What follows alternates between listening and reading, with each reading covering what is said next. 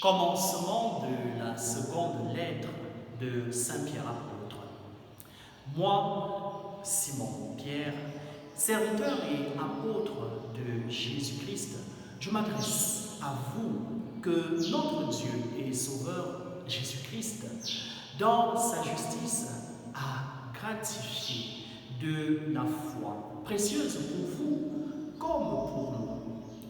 Que la grâce et la paix vous soient accordées en abondance par la véritable connaissance de Dieu et de Jésus, notre Seigneur. En effet, sa puissance divine nous a fait don de tout ce qu'il faut pour vivre en homme religieux, grâce à la véritable connaissance de celui qui nous a appelés par la gloire et la force qui lui appartiennent. Ainsi, Dieu nous a fait don de grandes richesses promises et vous deviendrez participants de la nature divine en fuyant la dégradation que le désir produit dans le monde. Et pour ces motifs, faites tous vos efforts pour unir à votre foi la vertu. À la vertu, la connaissance de Dieu.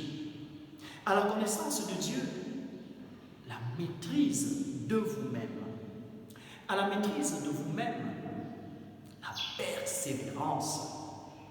À la persévérance, la piété. À la piété, la fraternité. À la fraternité, l'amour. Parole du Seigneur. Le psaume est tiré du psaume 90. Mon Dieu, je compte sur toi.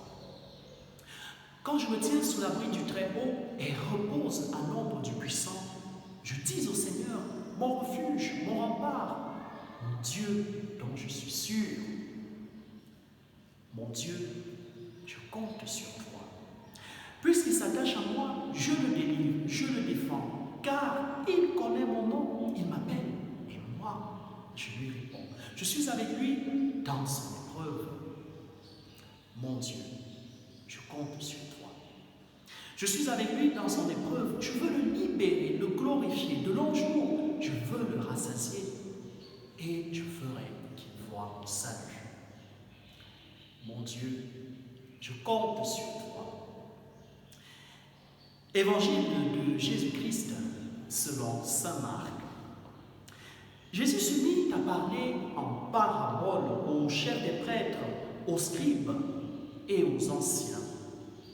Un homme planta une vigne, il l'entoura d'une clôture, il creusa un pressoir et y bâtit une tour de garde. Puis il la donna en fermage à des vignerons et partit en voyage. Le moment venu, il envoya ses serviteurs auprès des vignerons pour se faire remettre par ceux-ci ce qui lui revenait du produit de la vigne. Mais les vignerons se saisirent du serviteur, le frappèrent et le renvoyèrent sans rien lui donner. De nouveau, il leur envoya un autre serviteur, et celui-là, ils l'assommèrent et l'insultèrent. Il envoya encore un autre, et celui-là, ils le tuèrent. Puis, beaucoup d'autres serviteurs. Ils frappèrent les uns et tuèrent les autres. Il lui restait encore quelqu'un, son fils bien-aimé. Il l'envoya vers eux en dernier. Il se disait, ils respecteront mon fils.